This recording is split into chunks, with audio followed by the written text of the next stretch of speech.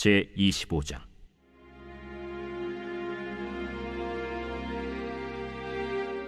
사무엘이 죽음에 온 이스라엘 무리가 모여 그를 두고 슬피 울며 라마 그의 집에서 그를 장사한지라. 다윗이 일어나 바란 광야로 내려가니라. 마온에 한 사람이 있는데 그의 생업이 갈멜에 있고 심히 부하여 양이 3,000마리요 염소가 1,000마리이므로 그가 갈멜에서 그의 양털을 깎고 있었으니 그 사람의 이름은 나발이요 그의 아내의 이름은 아비가일이라. 그 여자는 총명하고 용모가 아름다우나 남자는 완고하고 행실이 악하며 그는 갈렙 족속이었더라. 다윗이 나발이 자기 양털을 깎는다 함을 광야에서 들은지라. 다윗이 이에 소년 10명을 보내며 그 소년들에게 이르되, 너희는 갈멜로 올라가 나발에게 이르러 내 이름으로 그에게 문안하고 그 부하게 사는 자에게 이르기를, 너는 평강하라. 내 집도 평강하라. 내 소유의 모든 것도 평강하라. 내게 양털 깎는 자들이 있다 함을 이제 내가 들었노라. 내 목자들이 우리와 함께 있었으나 우리가 그들을 해하지 아니하였고 그들이 갈멜에 있는 동안에 그들의 것을 하나도 잃지 아니하였나니 내 소년들에게 물으면 그들이 내게 말하리라. 그런즉 내 소년들이 내게 은혜를 얻게 하라. 우리가 좋은 날에 왔은즉 내 손에 있는 대로 내 종들과 내 아들 다윗에게 주기를 원하노라 하더라 하라. 다윗의 소년들이 가서 다윗의 이름으로 이 모든 말을 나발에게 말하기를 마치매 나발이 다윗의 사환들에게 대답하여 이르되, 다윗은 누구며 이 세 아들은 누구냐? 요즘에 각기 주인에게서 억지로 떠나는 종이 많도다. 내가 어찌 내 떡과 물과 내 양털 깎는 자를 위하여 잡은 고기를 가져다가 어디서 왔는지도 알지 못하는 자들에게 주겠느냐? 이에 다윗의 소년들이 돌아서 자기 길로 행하여 돌아와 이 모든 말을 그에게 전하매 다윗이 자기 사람들에게 이르되, 너희는 각기 칼을 차라 하니 각기 칼을 차매 다윗도 자기 칼을 차고 400명 가량은 데리고 올라가고 200명은 소유물 곁에 있게 하니라. 하인들 가운데 하나가 나발의 아내 아비가일에게 말하여 이르되, 다윗이 우리 주인에게 문안하러 광야에서 전령들을 보냈거늘 주인이 그들을 모욕하였나이다. 우리가 들에 있어 그들과 상종할 동안에 그 사람들이 우리를 매우 선대하였으므로 우리가 다치거나 잃은 것이 없었으니 우리가 양을 지키는 동안에 그들이 우리와 함께 있어 밤낮 우리에게 담이 되었음이라. 그런즉 이제 당신은 어떻게 할지를 알아 생각하실지니 이는 다윗이 우리 주인과 주인의 온 집을 해하기로 결정하였음이니이다. 주인은 불량한 사람이라 더불어 말할 수 없나이다. 아비가일이 급히 떡 200덩이와 포도주 2가죽부대와 잡아서 요리한 양 5마리와 볶은 곡식 5세아와 건포도 100송이와 무화과 뭉치 200개를 가져다가 나귀들에게 싣고 소년들에게 이르되, 나를 앞서가라. 나는 너희 뒤에 가리라. 하고 그의 남편 나발에게는 말하지 아니하니라. 아비가일이 나귀를 타고 산 호젓한 곳을 따라 내려가더니 다윗과 그의 사람들이 자기에게로 마주 내려오는 것을 만나니라. 다윗이 이미 말하기를, 내가 이자의 소유물을 광야에서 지켜 그 모든 것을 하나도 손실이 없게 한 것이 진실로 허사라. 그가 악으로 나의 손을 갚는도다. 내가 그에게 속한 모든 남자 가운데 한 사람이라도 아직까지 남겨두면 하나님은 다윗에게 벌을 내리시고 또 내리시기를 원하노라. 아비가일이 다윗을 보고 급히 나귀에서 내려 다윗 앞에 엎드려 그의 얼굴을 땅에 대니라. 그가 다윗의 발에 엎드려 이르되, 내 주여, 원하건대 이 죄악을 나 곧 내게로 돌리시고 여종에게 주의 귀에 말하게 하시고 이 여종의 말을 들으소서. 원하옵나니 내 주는 이 불량한 사람 나발을 개의치 마옵소서. 그의 이름이 그에게 적당하니 그의 이름이 나발이라. 그는 미련한 자니이다. 여종은 내 주께서 보내신 소년들을 보지 못하였나이다. 내 주여, 여호와께서 살아계심을 두고 맹세하노니 내 주도 살아계시거니와 내 주의 손으로 피를 흘려 친히 보복하시는 일을 여호와께서 막으셨으니 내 주의 원수들과 내 주를 해하려 하는 자들은 나발과 같이 되기를 원하나이다. 여종이 내 주께 가져온 이 예물을 내 주를 따르는 이 소년들에게 주게 하시고 주의 여종의 허물을 용서하여 주옵소서. 여호와께서 반드시 내 주를 위하여 든든한 집을 세우시리니 이는 내 주께서 여호와의 싸움을 싸우심이요 내 주의 일생에 내 주에게서 악한 일을 찾을 수 없음이니이다. 사람이 일어나서 내 주를 쫓아 내 주의 생명을 찾을지라도 내 주의 생명은 내 주의 하나님 여호와와 함께 생명싸개 속에 쌓였을 것이요 내 주의 원수들의 생명은 물매로 던지듯 여호와께서 그것을 던지시리이다. 여호와께서 내 주에 대하여 하신 말씀대로 모든 선을 내 주에게 행하사 내 주를 이스라엘의 지도자로 세우실 때에 내 주께서 무죄한 피를 흘리셨다든지 내 주께서 친히 보복하셨다든지 함으로 말미암아 슬퍼하실 것도 없고 내 주의 마음에 걸리는 것도 없으시리니 다만 여호와께서 내 주를 후대하실 때에 원하건대 내 주의 여종을 생각하소서. 오늘 너를 보내어 나를 영접하게 하신 이스라엘의 하나님 여호와를 찬송할지로다. 또 내 지혜를 칭찬할지며 또 내게 복이 있을지로다. 오늘 내가 피를 흘릴 것과 친히 복수하는 것을 내가 막았느니라.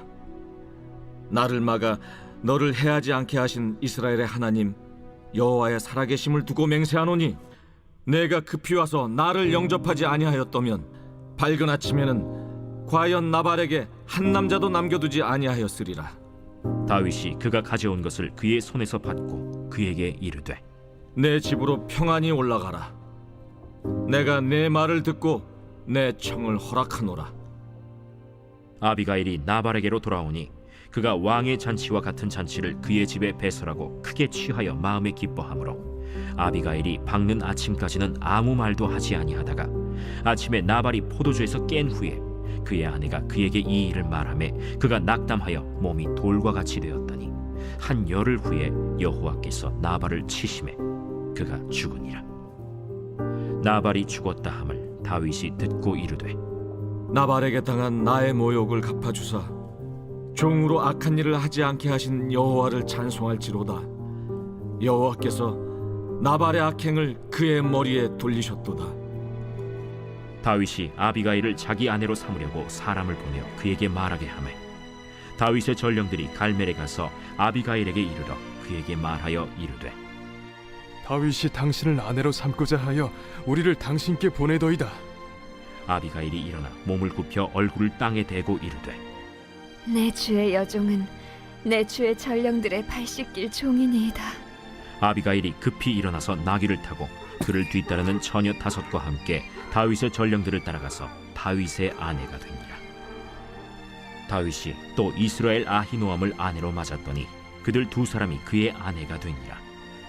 사울이 그의 딸 다윗의 아내 미가를 갈림에 사는 라이스의 아들 발디에게 주었더라. 12월 14일 토요일 더 베델교회 새벽예배 말씀입니다. 사무엘상 25장은 다윗의 결혼 이야기라고 할 수 있습니다. 그래서 사실 어제와 오늘, 내일의 본문이 다 연결된 하나의 이야기입니다. 그래서 간략하게나마 이 사무엘상 25장의 이야기를 한 번에 살펴보려고 합니다. 다윗과 아비가일의 결혼 이야기를 통해 지혜란 무엇인가, 참 지혜, 진정한 지혜란 무엇인지를 살펴보도록 하겠습니다. 사무엘상 25장 1절에 사무엘이 죽었습니다. 이스라엘의 민족의 지도자 사무엘이 죽었다는 것은 이제 다윗이 정말 더 본격적으로 전면에 등장하고 그가 사울을 대체할 것이라는 것을 말해주는 것입니다. 사무엘이 죽은 뒤 다윗은 자신을 따르는 무리들과 함께 마온이라는 지방으로 갑니다. 거기에는 갈멜이라는 곳이 있었는데 이곳은 엘리야가 바알 선지자들과 싸웠던 갈멜산과는 다른 곳입니다. 여튼 이 갈멜에 한 사람이 살고 있었습니다.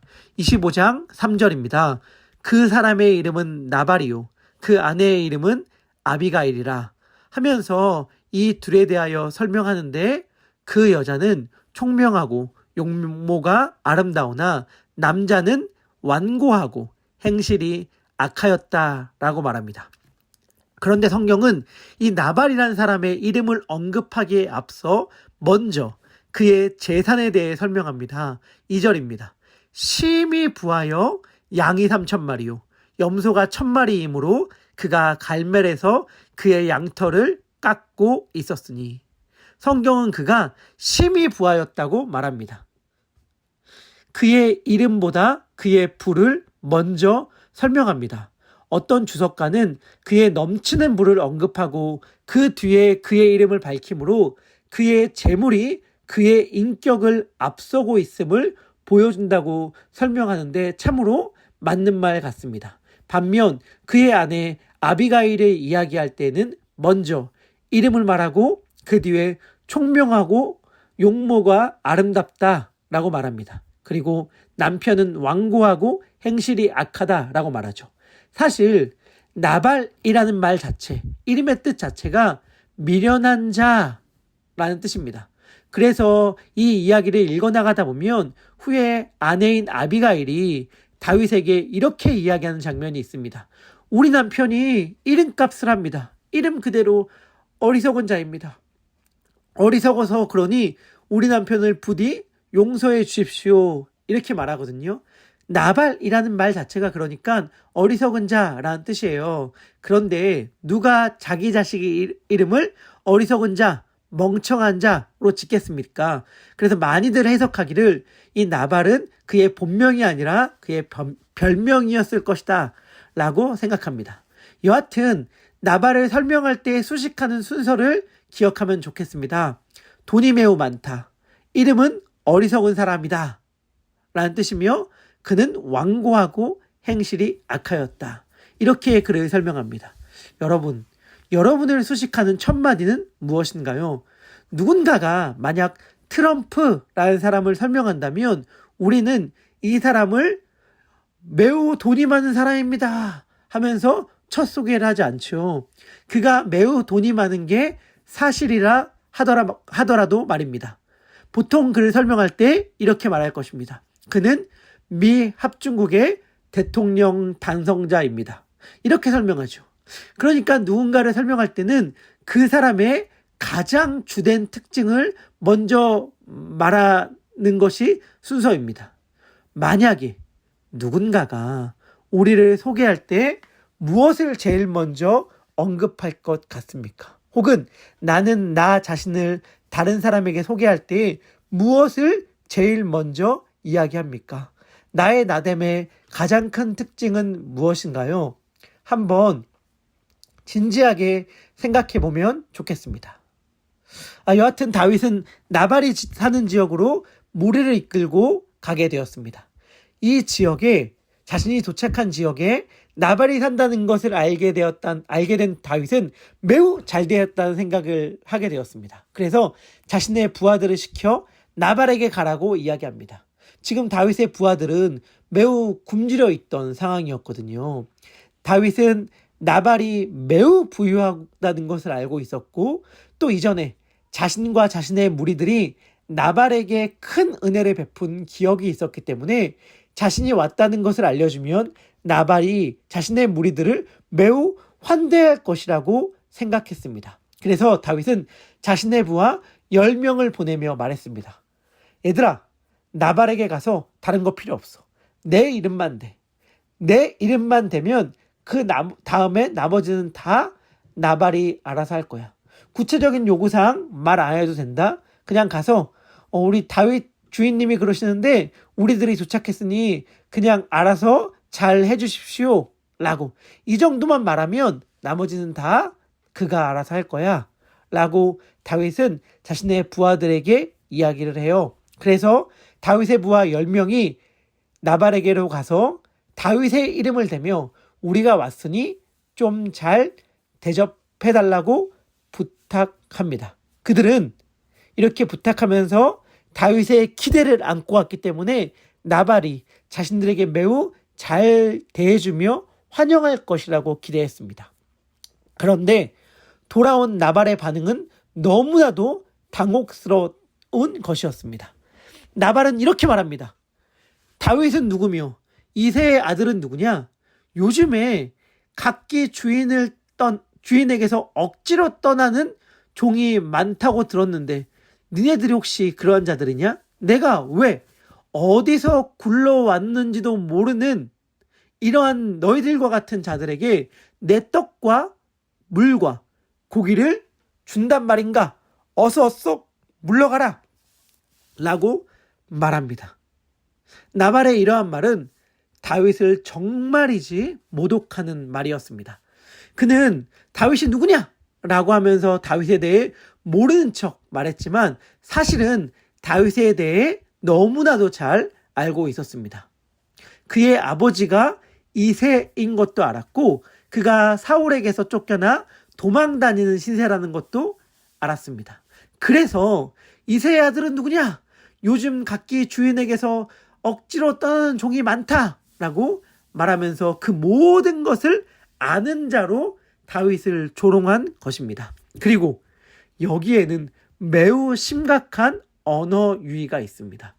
10절을 문장 순서대로 나열하면 다윗의 종들, 에브디 디빗이라는 것이 첫 번째 단어입니다.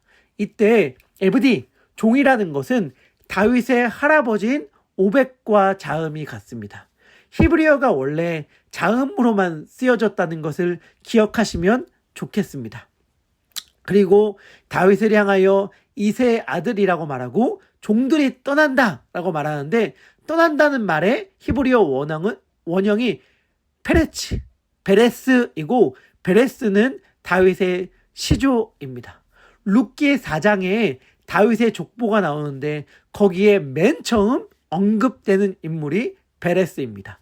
그러니까 지금 나발은 다윗의 시조인 베레스, 다윗의 할아버지인 오벳, 다윗의 아버지인 이새, 그리고 다윗, 이 모든 사람을 언급하면서 조롱하고 모욕하는 것입니다. 그러니까 다윗 한 개인이 아니라 그의 조상들, 그의 온 집안을 통틀어 모욕하는 것이죠. 여러분, 지금 이게 중요한데 이러한 나발의 말을 보면 나발은 무식하고 어리석지 않아요. 매우 지성적이고 똑똑한 자입니다. 그쵸? 만약에 그가 어리석다면, 말 그대로 지능이 낮았다면 어떻게 그 수많은 부를 축적하고 유지할 수 있었겠습니까? 어리석다는 것은 지적 능력이 낮다는 것이 아닙니다.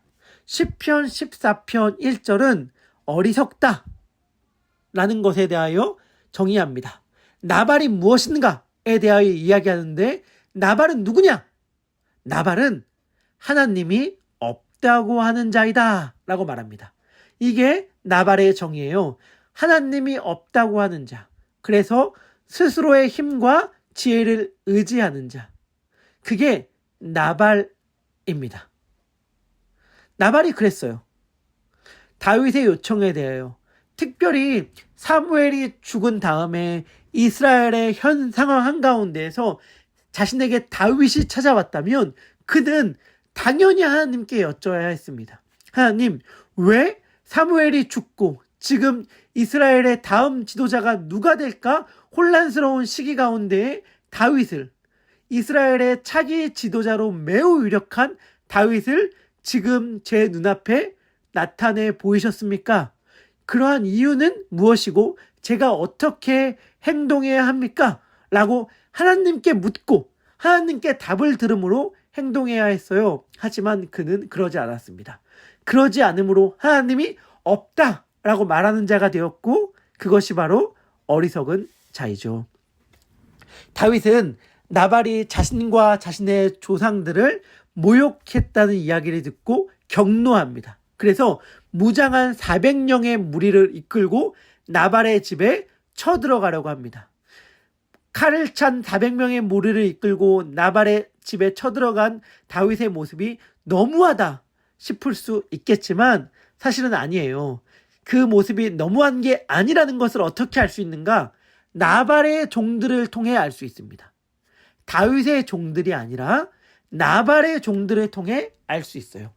나발의 종들은 자신의 주인이 다윗의 무리를 문전박대했다는 이야기를 듣고 급하게 달려나가 나발의 아내인 아비가일에게 이 소식을 전합니다. 왜 주인인 나발이 아닌 아비가일에게 이 소식을 전했을까요?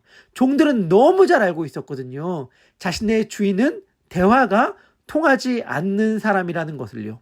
그래서 지혜로운 주인의 아내 아비가일에게 말합니다. 그게 14절인데 이렇게 말합니다. 우리 주인이 다윗의 사람들을 모욕했습니다. 사실 우리 주인은 그리고 우리 모두는 그에게 큰 은혜를 입었습니다. 그래서 우리가 그에게 은혜를 갚아야 했는데 되려 우리 주인은 그 은혜를 욕으로 갚았습니다. 그래서 다윗의 무리가 지금 우리를 치러 옵니다. 이게 그들의 보고였습니다. 이들은 말합니다. 다윗과 그의 무리가 광야에서 밤낮으로 자신들의 담이 되어 주었다고. 거친 광야에서 밤도 낮도 가리지 않고 24시간 내내 보호막이 되어줬다고 이야기를 합니다. 그게 너무 고마워서 어떻게 이 은혜를 갚아야 하나라고 생각했는데, 그리고 우리에게 은혜를 베풀었던 다윗이 잘 되는 것을 보고 너무 좋아했는데 그에게 은혜를 갚을 수 있는 기회가 찾아왔음에도 불구하고 우리 주인이 완전히 엉뚱하게 굴었다고 말이죠. 그런데 우리 주인은 불량한 사람이기 때문에 우리가 아무리 말을 해도 들어먹지 않을 것이 분명하니 우리가 다 망하게 되었다고 이야기합니다. 그 종들의 이야기를 듣자 여주인 아비가일은 급히 떡 200덩이와 포도주 2가죽 부대를 포도주 2가죽 부대, 그리고 잡아서 요리한 양 5마리와 볶은 곡식 5새와 건포도 100송이와 무화과 뭉치 200개를 챙겨다가 나귀에 싣습니다. 이 양은 그냥 이렇게 이해하시면 좋을 것 같은데, 지금 아비가일이 급하게 준비할 수 있는 최대의 예물을 준비했다라고 생각하시면 좋습니다. 아비가일은 길을 떠나고 다윗은 지금 씩씩거리면서 나발의 집을 향해 걸어오고 있습니다. 내가 한 놈도 남기지 않고 싹 다 나발의 집에 씨를 말리겠다 라고 하면서 이야기합니다. 이때 다윗은 나발의 집에 한 명의 남자도 남기지 않겠다고 이야기하는데, 그때 남자를 가리키는 단어가 비하적 단어입니다. 그러니까 욕을 하고 있는 거예요. 굉장히 순화해서 굉장히 고급지게 표현하면 실제로는 이것보다 더한 표현을 지금 다윗이 한 것인데, 다윗은 이렇게 말한 겁니다. 이놈들을, 이 자식들을 내가 다 씨를 말려버리겠다 하면서 분노에 가득 차서 나발의 집을 향해 가고 있습니다. 그런데 그러한 다윗을 아비가일이 막 급하게 달려가서 만나자마자 얼굴을 땅에 대고 엎드려 다윗에게 간청합니다. 그가 다윗에게 하는 말을 찬찬히 읽어보면 너무나도 정중하고 진짜 예의가 있습니다. 듣는 이로 하여금 그래, 알겠다, 내 말대로 하겠다 라고 말할 수밖에 없게끔 너무 지혜롭게 말해요. 그런데 여러분, 중요한 것은 지금 아비가일의 말이 지혜로운 말인 이유가 그가 굉장히 교양 있게 말해서이거나 자신을 낮출 때는 확 낮출 줄 아는 처세의 달인이라서라거나 혹은 굉장히 논리정연하게 말을 잘해서 지혜로운 말을 했다라고 하는 것이 아닙니다. 아비가일의 말을 잘 들어보면 그의 말의 초점은 언제나 예외 없이 여호와 하나님께 있습니다. 그녀는 이렇게 말합니다. 내가 지금 당신에게 이렇게 행동하는 이유는, 엎드린 이유는 당신의 군사가 많아서, 당신의 군사력이 세서, 당신이 힘을 많이 가져서, 당신이 인기 많은 사람이어서가 아닙니다. 내가 당신에게 엎드린 이유는 오직 하나, 하나님이 당신과 함께 하시기 때문입니다. 내가 지금 땅에 엎드려 얼굴을 바닥에 대고 있는 이유는 그가 칼과 함께 왔기 때문이 아니라 하나님과 함께 왔기 때문입니다. 라고 말합니다. 그리고 매우 중요한 말을 다윗에게 하는데 이렇게 말해요. 다윗에게 아비가일이, 다윗이여, 저는 당신이 이스라엘의 지도자가 될 것을 압니다. 하나님께서 당신을 이스라엘의 지도자로 세우실 것을 저는 알고 있습니다. 그런데 만약 당신이 이스라엘의 지도자가 되었을 때 당신이 무죄한 피를 흘렸다든지 아니면 하나님께 원수를 맡긴 것이 아니라 친히 자신의 손으로 보복을 했다든지 그런 일이 생긴다면 나중에 당신의 지도자가 되었을 때 그 일이 당신에게 큰 흔결이 될 것입니다. 저는 당신이 그러한 일들을 하지 않게끔 지금 간청하며 막고 있는 것입니다. 만약에 저의 간청으로 인해 지금 그냥 이 일을 넘어가게 된다면, 그래서 당신이 왕이 되었을 때에 아무런 문제가 없게 된다면 그때 저를 기억하여 주시옵소서. 아비가일은 이렇게 말합니다. 즉 아비가일은 하나님의 일하심에 대하여 생각하며 다윗과 대화를 합니다. 너무 놀랍죠? 아비가일은 지금 하나님 중심으로 사고하고 있어요. 하나님이 지금 이 나라를 어떻게 인도하고 계신지, 그리고 내가 지금 나에게 펼쳐진 상황에 어떻게 반응하는 것이 하나님의 뜻인지를 생각하며 이야기하고 행동합니다. 그게 여호와를 경외하는 삶입니다.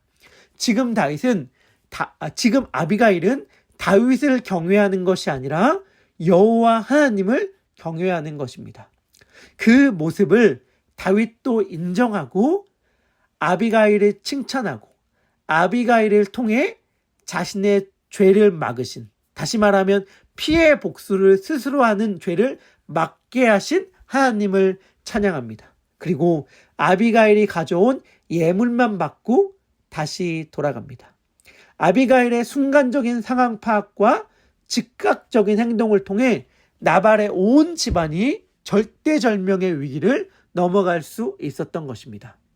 그 큰 위기를 넘긴 다음 안도의 한숨을 쉬며 아비가일이 집에 돌아왔는데 너무나도 황당한 상황을 보게 됩니다. 나발이 성대한 잔치를 벌이고 술에 잔뜩 취해 있는 거예요. 이렇게 큰 잔치를 벌일 거면 그냥 다윗의 군사들을 먹이면 오죽이나 좋습니까? 그런데 그는 남에겐 인색하고 자신에겐 관대한 자였습니다. 그는 자신의 목숨이 왔다 갔다 했던 위태로운 상황이었는지도 모른 채 술에 잔뜩 취해 해롱되고 있었습니다. 역시 아비가일은 지혜로운 여인이라 어차피 자기의 말을 안 들을 상황 가운데 있는 사람에게는 이야기를 하지 않습니다. 조용히 하루를 지낸 뒤 다음날 아침 나발이 정신을 차리자 그에게 어떠한 일이 있었는지를 이야기합니다. 자신과 자신의 온 집안이 다 죽을 수도 있었다는 충격적인 이야기를 듣자 나발은 쇼크를 받아 뒷목을 잡고 쓰러집니다. 그리고 열흘 동안 일어나지 못하다가 죽습니다. 그 이야기를 전해 들은 다윗은 자신의 모욕당함을 보복하신 하나님을 찬양합니다. 하나님은 이토록 자기 백성을 사랑하시는 분이에요. 자기가 직접 보복하지 않아도 하나님께서 보복하시는구나 라고 하는 것을 경험한 다윗은 하나님을 찬양하고 지혜롭고 아름다운 여인 아비가일과 결혼합니다. 저는 이 이야기를 읽으면서 이 이야기야말로 잠언 전체 주제의 실사화이구나, 잠언 전체 주제가 역사 가운데 실제로 펼쳐진 거구나 싶었습니다. 잠언을 한마디로 요약하면 뭐예요? 잠언의 전체 주제가 뭡니까? 그것은 결혼을 잘해라입니다. 결혼을 잘하는 것이 인생에서 얼마나 중요한지 잘 아실 것입니다. 결혼을 잘못해서 인생이 망가지기도 하고 저처럼 결혼을 잘해서 인생이 피기도 합니다.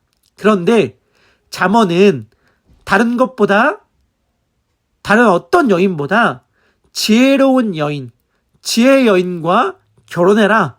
그것이 가장 훌륭한 결혼이다 라고 말해요. 그런데 그때 지혜란 다른 것이 아니라 뭐 서울대 들어가고 하버드 들어가고 스탠포드 들어가고 그게 지혜가 아니라 여호와를 경외하는 것이 지혜다 라고 말합니다. 여호와를 경외하는 것이 지식의 근본이라고 잠언이 이야기하지 않습니까? 그러니까 잠언은 여호와 경외와 결혼해라 라고 말하는 책입니다. 다윗은 여호와 경외와 결혼했습니다. 여러분, 오늘 우리는 무엇과 결혼하여 짝이 되며 살아가고 있습니까? 우리는 지혜와 결혼했습니까? 참된 지혜와 결혼했습니까? 아니면 어리석음과 결혼한 자입니까? 어리석은 사람은 지능이 낮은 사람이 아니라 하나님이 없는 사람이라고 이야기했습니다. 그리고 진짜로 어리석은 사람은 하나님이 없다고 하면서 열심히 살아가는 사람입니다. 그 사람이 가장 어리석은 사람입니다. 나발은 구약에도 있었고 신약에도 있었고 오늘날 우리들의 모습 안에도 있습니다. 신약의 나발을 기억하나요? 고민이 오직 하나뿐이었던 사람. 그 고민이 무엇이었느냐? 나의 이 수많은 재산을 어떻게 관리하지? 이게 그의 유일한 고민이었어요. 그러다 그가 답을 찾고 기뻐합니다. 창고를 크게 지어서 모아두고 여러 해 동안 두고 쓰면 되겠다. 그 답을 얻게 되자 그는 매우 크게 기뻐합니다. 건물을 사서 렌트를 주면서 렌트비로 먹고 살면 되겠다. 이렇게 말한 것이죠. 여러분, 이게 죄예요? 범죄를 저지른 거예요? 아니에요. 그런데 성경은 그 자를 향하여 이렇게 말합니다. 어리석은 자요. 왜 이 사람이 어리석은가요? 그는 자신의 영혼의 주인이신 하나님을 몰랐기 때문입니다. 그래서 어리석은 거예요. 참 지혜, 진정한 지혜의 삶은 하나님을 알고 경외하는 삶입니다. 우리 그 여호와를 경외하는 것과 결혼합시다. 그 삶이 가장 지혜의 삶이기 때문에 모든 우리 더베델의 성도님들이 여호와 경외와 결혼하는 지혜의 삶을 살아가는 자들이 되길 소망합니다.